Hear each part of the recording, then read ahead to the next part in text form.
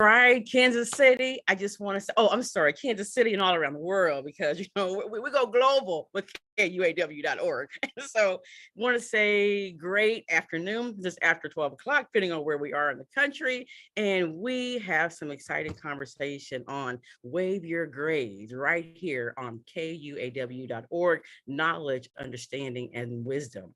And at some point, very, very soon, Mr. George Walker, we're going to ask him to like kind of tell us all how we can tune in to KUAW.org.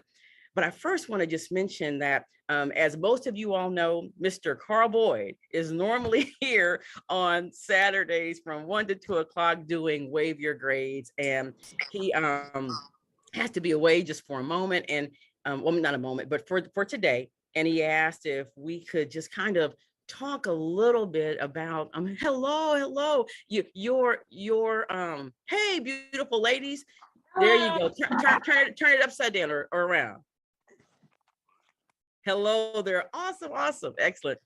Mr. Carl Boyd, he's normally here, of course, hosting us and just making things happen through these conversations on With Your Grades. And he is allowing us to use this platform today to do a couple of things.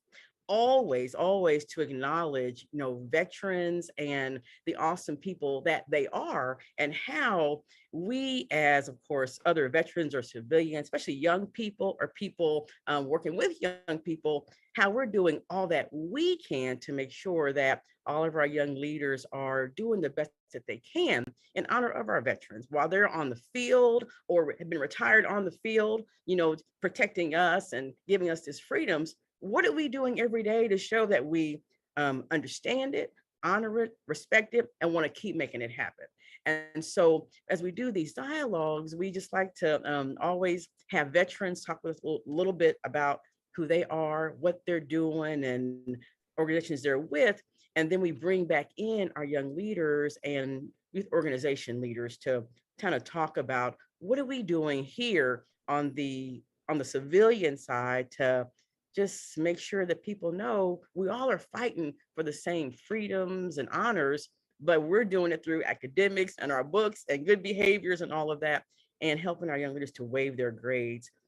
So I do want to start off with a conversation, if I may, in regards to if we're here from the area. It's been on national news as well, but definitely locally, we had a young man, middle school, Northeast. That was not supposed to happen. So sorry about that. I had a new phone. I don't know how to put it on silent yet. So I hold up the conversation. But we had a young man, Northeast Middle School, that something happened, some altercation happened, and he was stabbed and then he died. He's middle school, he's a young person.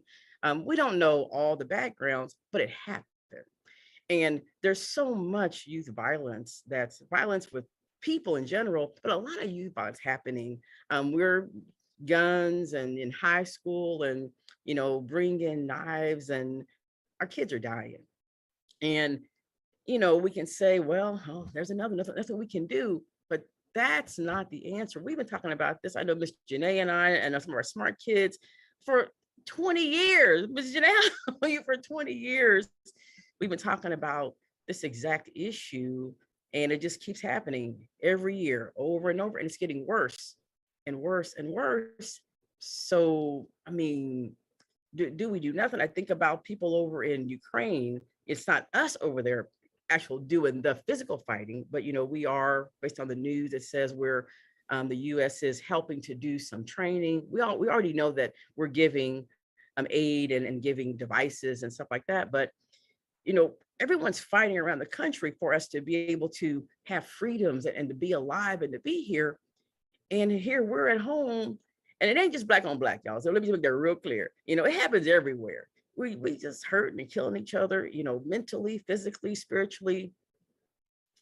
What are we gonna do? And so I'm gonna leave that there. I do want us to understand that this is the foundational discussion for us today, because we have some thoughts and solutions. We have young people, youth leaders of organizations, community health workers. We're doing some things to just resource navigate around the community.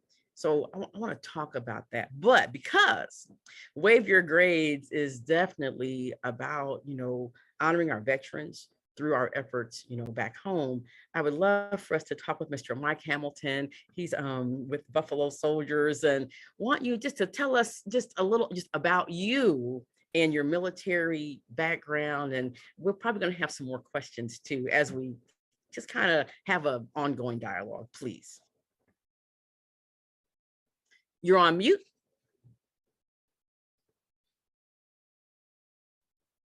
I hate to disappoint you, but I am not with Buffalo Soldiers.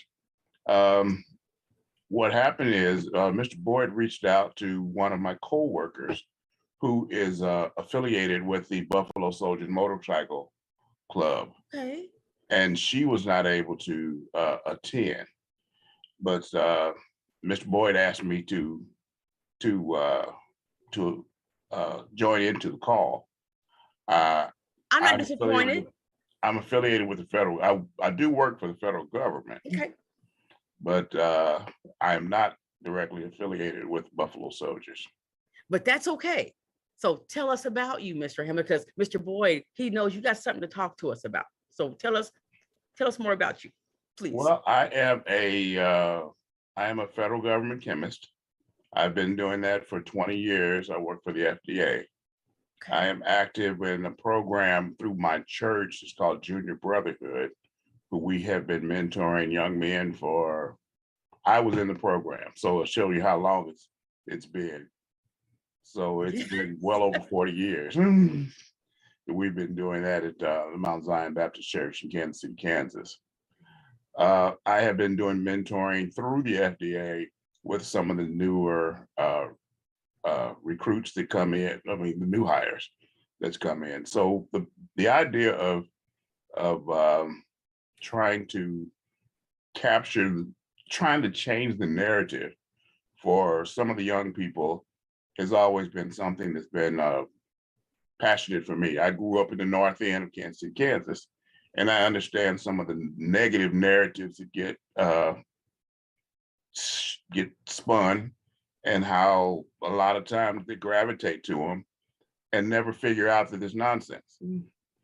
And a lot of times what we're seeing now with the deaths, especially, you're right, it's not just Black on Black, but I do have a little passion for the Black on Black, especially when we look at the saying Black Lives Matter, and a lot of times our actions don't protect that.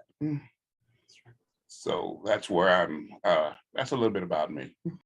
No, that's some good stuff, because y'all saw Mr. Boyd, he knows what he's doing. He always knows, because again, he knew we were going to talk about, of course, mentoring, and not just the fact that that's what's needed, but people who are doing it and who have done it. And so, no, you're right call, right time. We're not disappointed at all. And so what I like to ask, if you allow me, Mr. Hamilton, is Mr. Mike, Mr. Mike, is with the FDA, with the mentoring program that you've been doing for a while, how do you train your mentors? And I'll tell you after kind of why Ms. Sherry and I've been talking about that quite a bit of, how do we train mentors to be effective? How do you normally train your mentors? What I found with any mentoring, be it through FDA or through the church, is you've got to be a good listener. Because a lot of times, like I said, a lot of times people are being taught negative stereotypes. They're being led the wrong direction. Is it, am I my brother's keeper? The answer is yes, I am. But so often we want to do our own thing. We want to say, what my actions does not affect others, when in actuality it does. And I think I got a good friend of mine who I've grown up with. I said, I'd love to see the schools put into place a thing called cause and effect, where we actually show people how their actions impact others.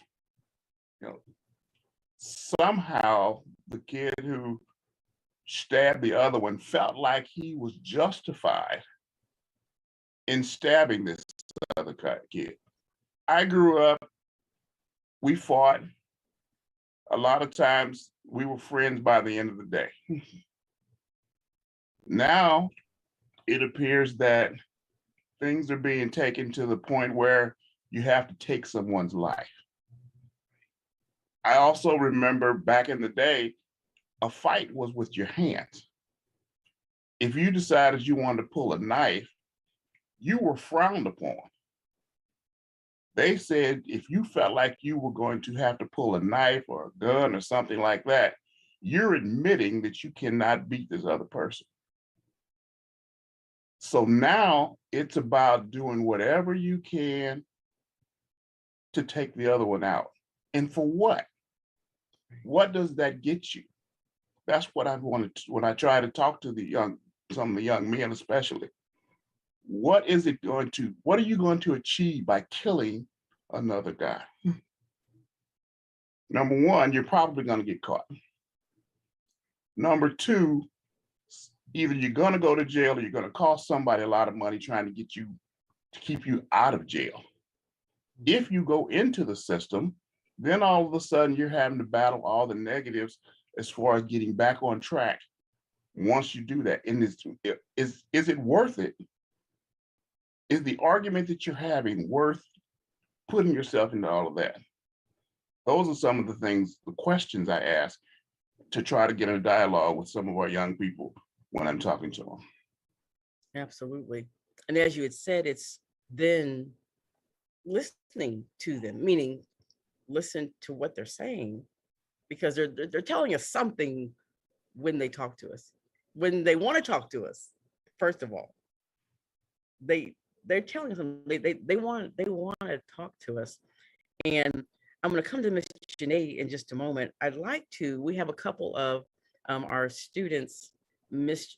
and Mrs. Hart, and they are both at UMKC now. They've been with us with our SMART program for 7 years, for a good while. And I'd like to ask you guys, you heard Mr. Mike's, talk about that young people, if they have a good mentor who will listen and try to figure out what's going on with you, that is really essential. What's your thought on that, please, as a young leader? Well, I feel like a big thing about especially with kids nowadays is you can lead a horse to water, but you can't make them drink it. You can give them all the teachings in the world, and maybe that will help some people.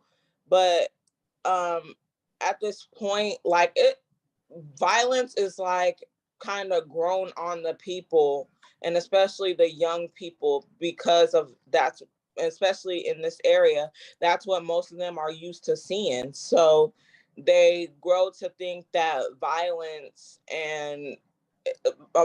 is normal. I did attend Northeast Middle School when I went to middle school, and we had the same situation, except for it wasn't with a knife. Somebody just set the girl's hair on fire because they felt as if they just wanted to harm her, so they set the girl's hair on fire. And yeah, so I don't think it's new, but the thought of just taking someone's life, and from what I hear, allegedly it was over a fight. It's horrible. It really is. And I would say that, a lot of people would say that it starts at home, but I know firsthand that you can get taught everything that you can about what not to do and how not to do it. And the kids, they're most likely they're not going to listen to their parents. They're not going to listen to the mentors until even as me, it took me to grow up and step back and really look at my life and notice the mistakes I was making by not listening to my father. So that's when I started listening to my father, my parents, when they taught me. And yeah, I was, there is the picture perfect kid, and of course everybody wants their children to be safe, and I do think, yes, if you instill that early, it may have an effect. And I really do hope by mentoring and people getting their children into clubs and 4-H and things of that nature will really help them out. But we have a lot of work to do as mentors and people of the city. We have a lot of work to do. So, and another thing is that when they see those things and the social media, and like we like to say sometimes that it's not what they see on TV or whatever, but it is a lot of the times what they see on TV, they think it's okay to do. Like when I was in middle school, that wouldn't even be a thought to just do that in middle school. So it's something at home or like in the well around him that he sees that he thinks that is okay. Because as a middle schooler, when you're looking on TV at what your favorite artist is doing and they're toting guns and rapping about killing people, and we need to also make a restriction on what our kids are seeing on TV and television as well. A lot of people don't think about that because they think that that's not a problem when really it is. So they have to, and that, again, at the end of the day, if they want to change, they're going to have to want it. You can't make them change.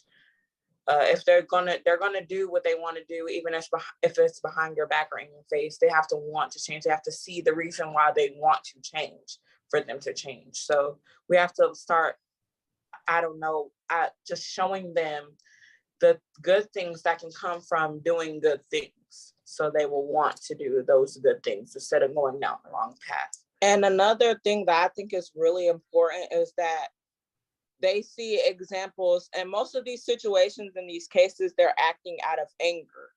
So, and they probably see a lot of that around them, like people acting out of anger. And I feel like all of us should work on, even as an example, just not acting out of anger, because a lot of these situations would be prevented if they weren't acting out of anger.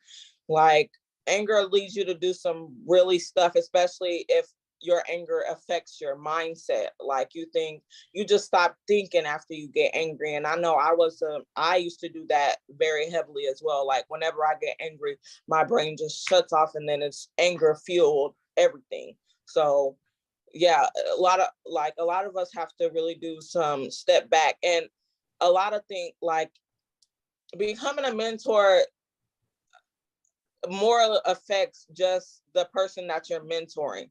Like if you go into a mentor mindset with, oh, I'm just going to stay the same, nothing is going to change about me. If you're not living a good life, you can't teach someone a good, peaceful life if you're not living that as well. So I would say that we really do have to step back as mentors and take a look at ourselves, and like everybody needs to get help, like the mental help that you need, physical health. You just need to be satisfied with yourself and make sure you're getting your own mental health. And so you can push that onto the youngins and tell them like, you might need some mental help. It's okay to have mental health. So yeah. No, thank you. She said the youngins. Tell the youngins. I'm just smiling about that. I'm going to come to you, Miss James. I want to talk with you a little bit, and then Mr. Mike going to come back. The reason I'm so excited that they're twins, that the Heart girls came is because as their mentor of many years, we went through the fighting, we went through it all, but we still had to, even times when I got frustrated or other mentors or whatever, and that happens to us, we have to stay the course and remember that we care about these young people, and things happen, so we got to be in your business, we got to listen, we got to check on you and all that type of stuff. And you guys, you had rough moments, but we all did, all of us. And as long as the adults, as we stay there and consistent, and now you're in college and trying to mentor other students and all of that, we all, I think, through our mentoring, we have students that we know, we've seen them be okay, even through their tough spots. So I appreciate you guys not just being here, but to tell, because that was your middle school. So that's really important. The other thing I want to do is Miss Janae Rutherford Davis. She has a program called Camp Choice, and I know most of us, we're familiar with it, but I know that there's some things that Miss Janae has also done, not just as a mentor, but also as a program of trying to help do the teaching and training of mentors and young people, but also being there with them. And she's got something coming up. So I asked her, could you all this is timely because it's summer again. And when the kids aren't in school or whatever, then there's a lot going on. And we got to make sure that they're busy with creating adult structured programs. So I wanted you to tell us a little, then I'm going to come back to you, Mr. Mike, to talk with us again, please. No, don't nobody go away though. Well, let me do this. Mr. George Walker, can you please make sure everybody kind of knows how they can plug into KUAW.org?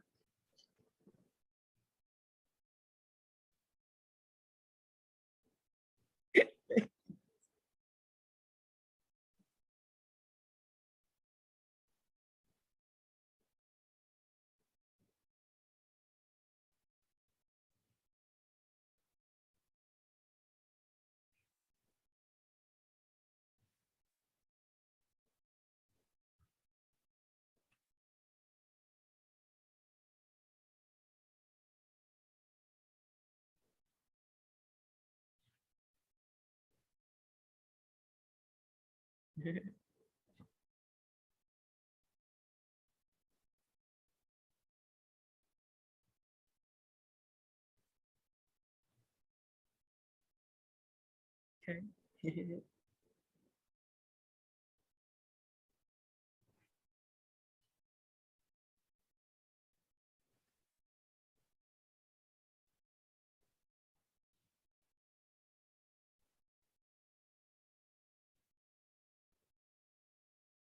Right, right.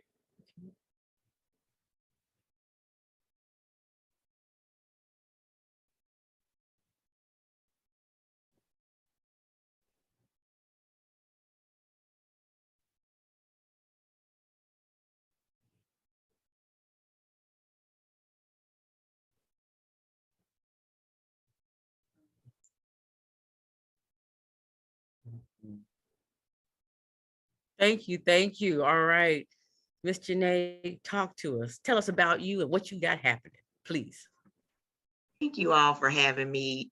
So much has been said that really is like weighing on my spirit right now. Not that it was not already weighed on, but I should have been taking notes of what everybody was saying because it's like I wanted to respond to everything and I'm not going to remember. But I'll just, start out with sharing about Camp Choice, and it's a ministry that I started, not because I made all the right choices in life, but because I was making all the wrong choices in life.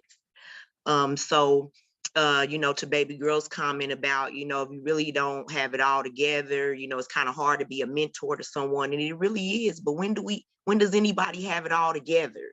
And I don't want people to think that and not get involved and not get engaged and not share their value with others because they don't feel that they have any value. And I don't believe in that. I believe some of the people in the lowest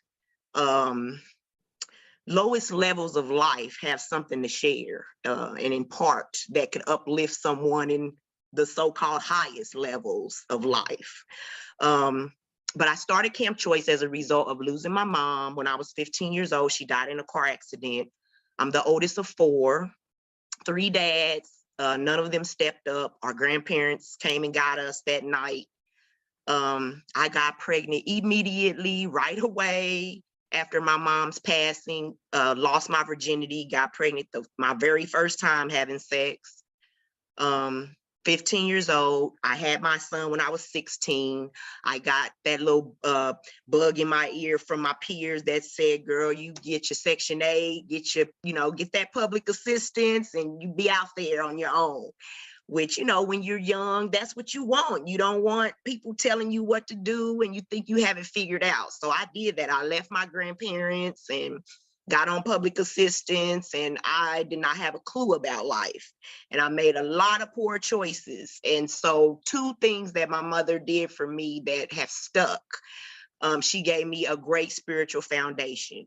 She taught me about Christ, and that has been my saving grace. All the discussion that, you know, everyone's been sharing about where we are in the world and violence, it's a moral decay. And that has been happening, you know, as you said, Valencia, we've been at this over 20 years, and it's getting worse, and it was bad before us. Right. So it's just a moral decay. And it's going to continue to decay, you know, if we want to be honest, you know, as believers, you know, if you know what the word says and believe in prophecy, which I do, it's going to continue to decay. But there are things that we can do and that we ought to do, even as the world continues to lose its mind. So Camp Choice, that other thing my mom did for me, she signed me up for a scholarship program through the Kaufman Foundation. So it was Project Choice at that time, which morphed into Kaufman Scholars, which morphed into what is now Casey Scholars. But that scholarship afforded me the opportunity to go to college, and that is what everyone needs, is opportunity. Opportunity can change anyone's life. I don't know where I would be today without that scholarship opportunity. But that I got my bachelor's degree with that scholarship in social work, and I went on and got my master's degree with another scholarship. So it's money out there, you know, if you want to go to school and you think you can, there's opportunity out there.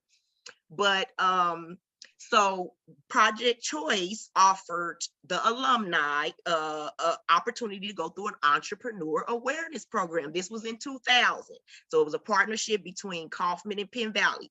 I had no idea anything about what entrepreneurship was, and I had no idea of what kind of business would I create. But at that time in my life, I was really seeking God, and I went into prayer and I asked, what would he have me do? And it came like lightning, like Camp Choice, children having opportunities and create an environment. And that means the choices we make create the environment we find ourselves in. I didn't want other young people to make the same poor choices I was making. Or, you know, young people say experience is the best teacher. Like, well, it don't have to be. Like, can you learn from mine? If I'm telling you don't go down that dark hall and you gonna get knocked upside your head, you gonna do it after I told you don't do that? So it's like you would hope that young people would listen to those who have walked before them and understand that we've experienced the pain. So you don't have to if you would just listen. So we do adult life simulations for middle and high school youth. To give them an understanding of classism. You know, we rent out 3 levels of lodgings that represent low income, middle income, upper income. So they're learning about how their choices play into the economic realm of life. But I don't want to take too much time on that, because I do want to share about the camp that we have coming up, which is a virtual experience. And so if it's okay, you know, we'll bring you back again, because we're okay. Boy, he lets us come back. You know, we're on here monthly. Today was a special one, but we're normally on here monthly. So we'll bring you back, talk about Camp Choice. So go right into what you got coming up right now. Okay. Please. Yes, ma'am. So April 30th, that's a Saturday, and Sunday, May 1st, from 9 to 11:30. This is a virtual experience on human and civil rights responsibilities. So we are going to go over the 30 human rights of the Universal Declaration of Independence. The United Nations developed this Declaration of Human Rights in 1948, and Eleanor Roosevelt was very instrumental in coming up with these human rights. Now, we're going to be teaching them about the difference between human and civil rights. You know, human rights, they're inalienable. We're born with those. But civil rights come with law backed behind it. So, you know, teaching them how do you get a a human right to become a civil right. And we'll be talking about the Constitution as well. But we're going to have participants from Kansas City, St. Louis, and Ghana. We're going to have presenters giving these young people a presentation of how 6 social issues, which are housing, healthcare, education, employment, mass incarceration, and politics, how these issues impact our lives on a human and civil rights level. So we're going to have Eric Stafford from Kansas City Tour Company. He's doing the tour for Kansas City. We have a couple of ladies and a gentleman in the mayor's office that's going to do the tour for St. Louis. And we have a gentleman that's going to do one for Ghana to give the young people a global perspective of these 6 social issues. And the second day, we're going to break off into breakout sessions for youth to a choice advocate. And they're going to help them come up with short and long-term goals of how to advocate. So they're going to choose either one of those 6 social issues or a social issue that doesn't have to be on the list, but just helping them understand that advocacy is simple, and it really just starts with using your mouth and saying what's right, what's not right. You could take it a step further and get someone to join you and say what's right or what's not right. You can start programs, you can start an organization. So you can do it as small or as big as you want to, but you have a part to play in the matter. And so with that, because she did a pause. So with that, with the Black Economic Union, who we do a lot of work with and stuff, we are gonna have some young people that we're gonna be enrolling them to do that. And then we've got a couple of people, they also asked, and there's some flyers, and I'll send that out to everyone later as well, that they also will be asking for, and whether churches or wherever we are, they're gonna need volunteer choice advocates to also kind of help facilitate some of the sessions for, I think, 4 to 5 young people. And so BE will be sending someone to be one of those volunteers, as well. But we want to make sure that we're getting this out, because it's another, not just a program, but it's something to where young people, they'll learn, they'll be with caring, Christ-centered, or spiritual-centered, adults. That's important to me as well. It's just that all programs can be great, but the more that we have that spiritual, that kindness, other things built into the people running the programs, it just kind of helps for the young people to really also know that, okay, they care. So now I'm gonna figure out what they know, because it says people don't know, they don't care about what you know until they know you care. And for our young leaders, it's like, they're like, we got parents, we got all these adults telling us what to do. They eventually will kind of start to listen to the ones that they really know who care, as long as we stay consistent and kind of there. And I'm excited because, Miss Janae, I want to make sure that today we're not just talking about the problem, but some people that are doing some things and some solutions. And so I'd like, if we can, Mr. Mike, I want you to tell us a little bit more about, like, for this summer, because I know it's been going for 40 years. So this summer, if we have some young men, or if you need sponsors or volunteers, how can we help you also? And then I'm gonna go to Miss Sherry to talk about community health workers and some things that we're gonna be doing as well. So Mr. Mike, talk with us about your at the church, Mount Zion's youth program, and how can we help you guys, if at all, how can we help? Right. Right now with COVID, we have not been meeting because, in person has not been something we do a lot of. But if you contact Pastor Backus there at the church, he could be the one that tells you what can and cannot be, what his vision is going forward. We've got sponsors who have actually been there for, the guy who sponsored me, Deacon Womack, is still there, and he's still active. And so it's been concentrated more toward the young men in the church who did not have father figures in the home. But it has morphed, and it's open to any of the young men who want to participate in the program. The biggest thing is, like the young lady said, if you're gonna do it, you need to want to be there. If you don't want to be there, I don't want to waste your time, and I don't want you wasting mine. Because like, you're just not gonna connect until you find some common ground to connect on. So as far as that program goes right now, it's kind of sketchy until we It's okay. can get through this COVID situation. Oh, absolutely.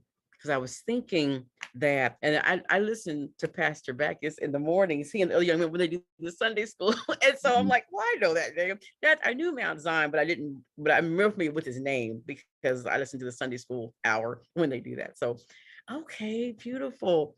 And as far as I'm thinking of just a thought, and then I'm gonna go back to, I'm gonna talk to Miss Sherry for a moment. If we could get maybe more churches, whether it's in person or virtual or in some way to, and I'm sure the churches do things, I mean, my church, we do things, but with the pandemic, I'm at Mount Pleasant. We don't do as much because again, it's hard if you're not in, can't be in the building. But our young people, they're so used to Zoom and everything else now, we can make it interactive. And so um, I am on a mission to just talk with more churches and pastors and or people, the youth departments over the next week to just see what's happening. Because we're going to have thousands of young people on the Missouri side or KCMO side, KCK side, all these districts. They're going to be out of school. And what are we going to do? I mean, what are we going to do? So we got to figure out something. I don't know what it is. We got to figure out something more because it can't be as in person. Boys and Girls Club, all those places, everyone's got to be more careful, but that just means there's more and more young people that aren't going to be connected where most summers they would have been, more connected. And so that's all I know. And then, but again, we still have more time, so we'll keep talking. Miss Sherry White, one of the things, I'm a community. I have a legal background, so I have a law office. But what I love to do is I love to teach, and so I'm a professor at MCC and also at KU. And one of the things at MCC that I teach is community health worker. I teach those courses, and then my students, if they want to, that we come out weekly and we really volunteer in the community, focusing heavily on what community health workers do in regards to resource navigation and engaging the different populations in things that they need. So we don't try to go out and, fix everything, but we do go to like right now we do a lot of homelessness. We've been doing that for about a year and working with different camps of figuring out what they need and trying to connect to different, like with social workers or agencies that help. And so we talked and we have decided that um, based on, we already knew the violence was there, but based on what's happened, we wanted to start talking about that a little bit more in regards to, as community health workers, how can we do what we do, what we're trained to do, go into the communities, just, figure out what's needed, and then start really connecting the young people and their families to resources, mentors, agencies, because sometimes there's always a root cause and we don't know what it is. It could be because sometimes there's always parents, there's always a root cause and we don't know what it is. It could anger, it could be a whole lot of things. And so our job is more of going out to the community and talking, listening, finding out what people say they need.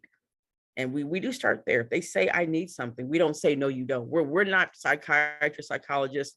We listen and then try to connect. So Miss Sherry White, she is one of our lead CHWs that helps us at the VEU. She works at SWOPE, but she's with us a lot, helping to look at these programs. And we've been talking about what can we do? We don't have the answers, but we want to talk about it. So Miss Sherry, if you can talk to us just for a moment, and I just want to say thank you for kind of being with us and just talking about as a CHW, how we're going to try to just go out and learn more of how we can help.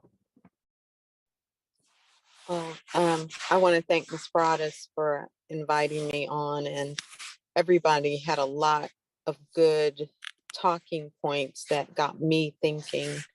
So like a camp is awesome. A camp is definitely awesome, and mentorship is awesome. And I remember being a kid, that was a long time ago, but I didn't know about having a presence of mind, mindfulness. So sometimes I would go to these things and really not get the benefit or what was trying to be transferred to me because no one told me that. I kind of would go with my friend because they're going here. And, I would be there with my friends, really not paying too much attention, just enough to not get in trouble or get a bad report to my mother. But, um, so sometimes teaching children about why you're here and tools to utilize what's being offered. And sometimes kids haven't been in those experiences before. So it's new to them too. So they might hold on to, going swimming and talking and having food regularly versus um, interpersonal skills, speaking up, asking questions, learning, the language or the vocabulary. So I just think a lot of times people expect a lot from children without really knowing what they know or where they come from. There's no one monolith. And so anyway, that's the hardest part. And the other hard part is that those resources and things that we could hold on to or grab toward don't exist with young people. And we're under that assumption, like community, regular church, Bible study, and it doesn't even have to be that, but just being in a community where everybody on the block knows you and your family and knows what kind of person you come from. None of that exists. And we talk and we utilize that to define and address these young people who don't have that foundation. And I think it's almost 3 generations of not having that foundation for whatever reason. And I do believe because we have not had a stable community in 30 years plus. Yeah, but young people, there are resources out here, but they're hidden away because where they are, young people would never go or look up or know about.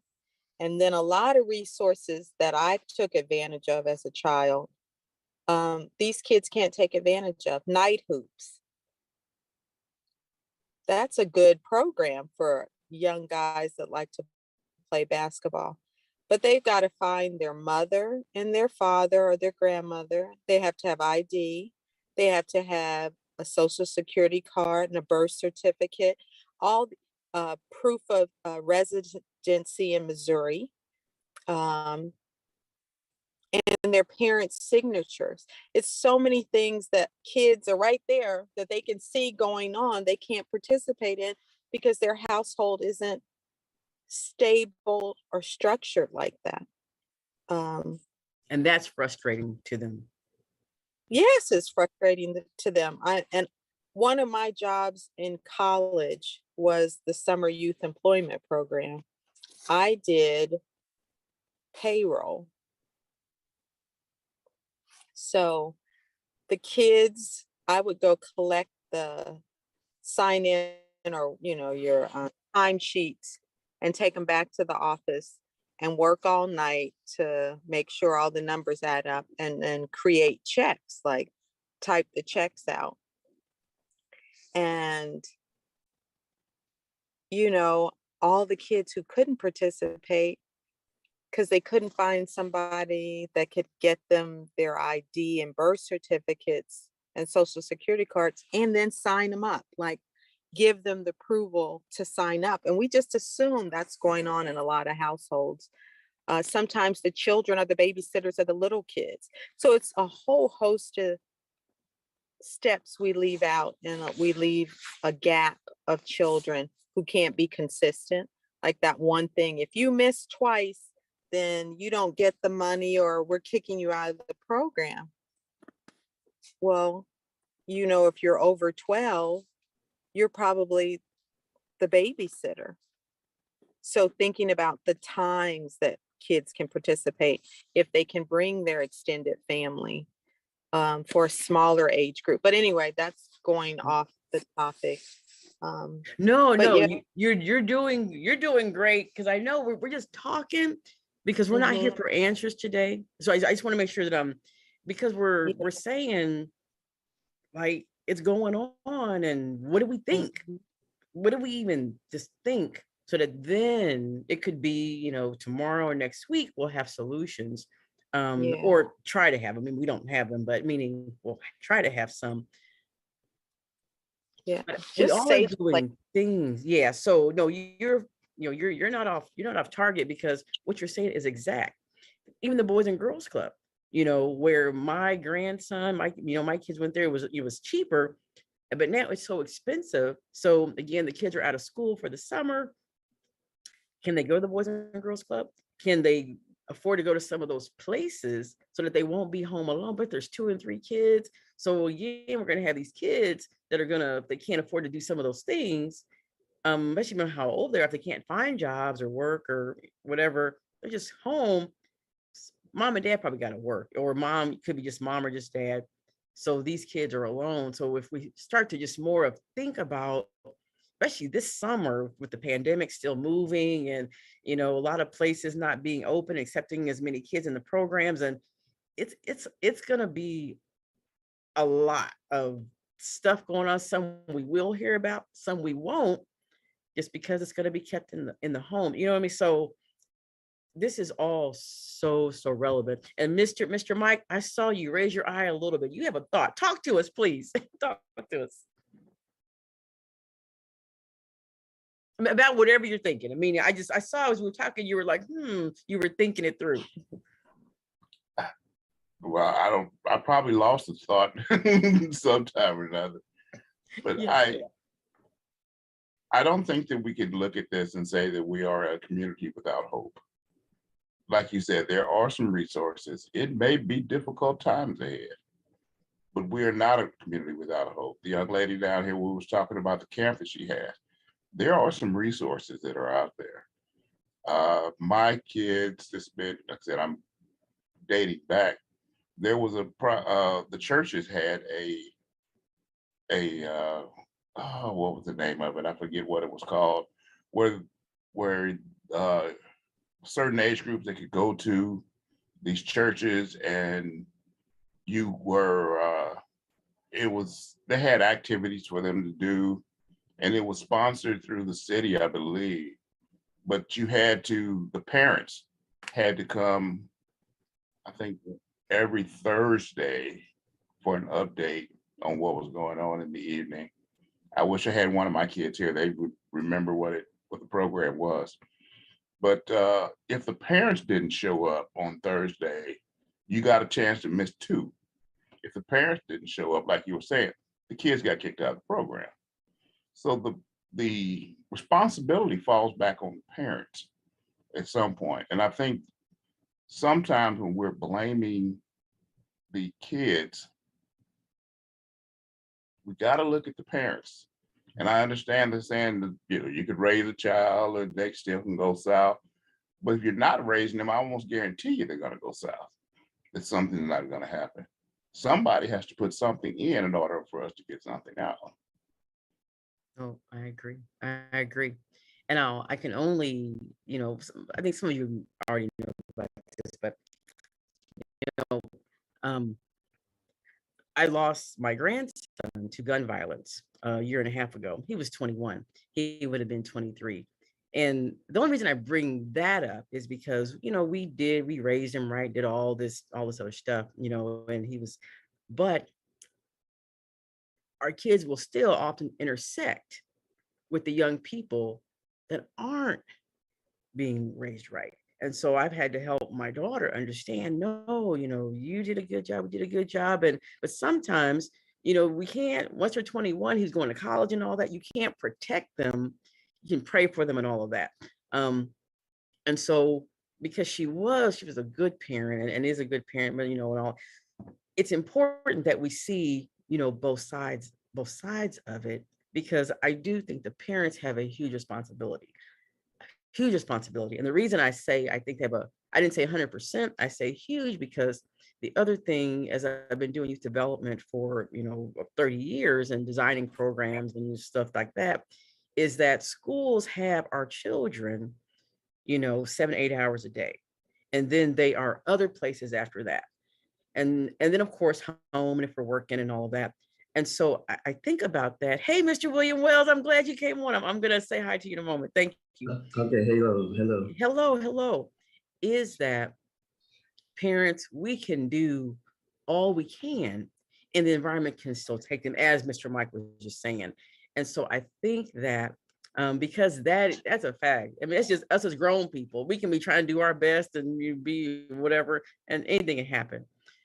I think that I agree. I think we are not a community without hope. I agree with that. It's how do we come together to talk about the resources and the hope and just everything. And I see a hand up too with our young people. So I'm going to come to you guys in just a moment.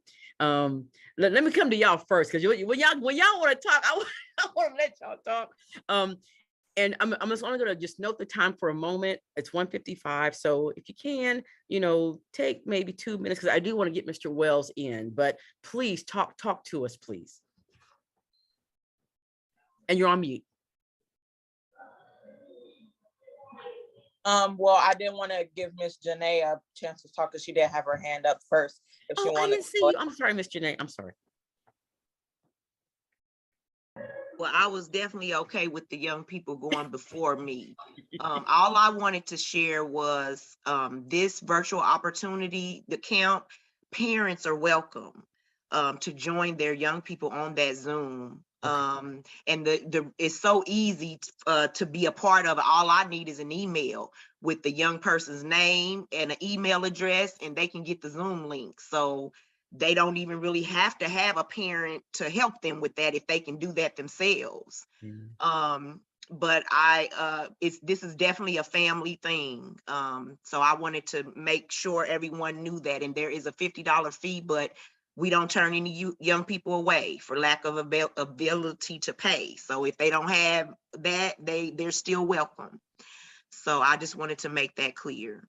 Amen. No, thank you. All right, young leaders. And I was just gonna say, like, I know as a person who talks to my parent a lot, that there is no book to parenting. There's no one way to parent every child. So, I mean, yeah, there's gonna be some, like, there's no somebody giving you the format and piece by piece of how to parent your child. So I would say, and I very do much agree with Miss Valencia. Even as a child, I steered away from my parents. I didn't follow everything that my parents said. That's like any child. I don't know a child who listened to their parents full out. I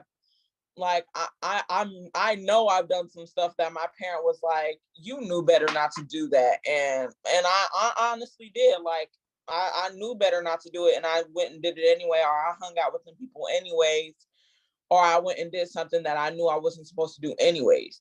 But it really takes growth in the mind to look back on your actions and like actually going to your parents and be like, I understand. Like like my parents will constantly say this to me, that there is no book in parenting. You try your best out of love and wanting the best for your child. And like Ms. V said, like sometimes there aren't resources. My parents were working all the time. My dad in the morning, my mom at night, or sometimes they both would be gone at the same time. So like I didn't go to every parent teacher conference and yeah, I was doing bad. So I was kind of like, yay, like they don't have to go to parent teacher conference. They don't know that I'm being bad. Like, but I mean, there's no, like, in a parenthood where most likely there is some people that are going to be without both parents, or so it's going to be hard to have the parents step in and do that, especially coming from low income housing and things of that nature. There's going to be some people who aren't going to be able to have their parents come and support them. And I'm gonna stop you there for just a second, okay? And again, but I'm gonna bring you back to, because we love it when you're there, Mr. William Wells. I want you to, because we're talking about job opportunities, mentorship for our young people. If you can, and if you can give us just another minute, Mr. Walker, because I know he's great. I mean, he'll tell us succinctly and everything. We want him to talk to us about Esteem Village. Okay, I'm done. Talk to us, Mr. William Wells, please. Hey, how are you doing? Doing How's everybody? Good to see you, Mr. Walker. So my name is William Wells. I'm the executive director of Esteem Village. We're located at 1600 Paseo. We are a STEM education program that's a year-round program. We run an 8-week summer camp, and we also run a fall, winter, and spring program. We're part of the National Society of Black Engineers. We're also in the middle of doing a Learn Work initiative for the city of Kansas City, Missouri, called Digital KC Now, where we're actually extending broadband utilization into the 3rd district with Councilwoman Robinson, Missouri State Rep Johnson, and Congressman Cleaver. So I think, Valencia, you wanted me to talk about the summer camp opportunities that we have. Right, because you may have some camp and jobs, and we're just we have some jobs. I think I want to stay in the sphere of jobs, right? So we are hiring. Interns to work in our summer camp. It runs Monday through Friday from 8 weeks, from 9 o'clock to 5 o'clock. And we also are hiring interns and apprentices for the Digital KC Now initiative. We just handed out contracts to middle school and high school students, and we're accepting more. They get paid $1,925 to learn, and then actually it's 3 hours a week for 14 weeks that they earn and learn to be able to participate. So that's it. It's okay, but I'll bring you back. Is there a deadline? Meaning, I know we got you in late, and so I appreciate all y'all coming on with me, like the last minute here, sure, to talk about all this, because Mr. Mike, you got great stuff happening. Ms. Janae, you got great stuff. Mr. William, you are the programs, and we just want to be the connectors. And Miss Sherry, as you can see, we have people, and we got to find the young people. We need to get them. Oh, sorry about that. Anyway, we need to get the people, get them in the programs, do it all. And Mr. George Walker, I know he's going to cut us off. So we're going to stay connected. We're going to ask Mr. Boyd if we can come back again and talk some more. We got to get our kids jobs and mentors. We got to keep it rocking and rolling. They need us, you all. They need us. So they need all of us. I'll agree with that. They need all of us. I love y'all. Thank you so much, Mr. Mike. We will be connecting again. I know, very, very soon. Amen, y'all. Mr. George Walker, thank you. And Mr. Boyd and wonderful Wanda, hi, wherever you are right now. So, amen. I put the link in the chat, Valencia. You did? Okay. Yes. And I'll spin it back out as well. Okay. We all have it. And thank you all very, very much. Thank you. Talk to you soon. Bye-bye. Bye-bye.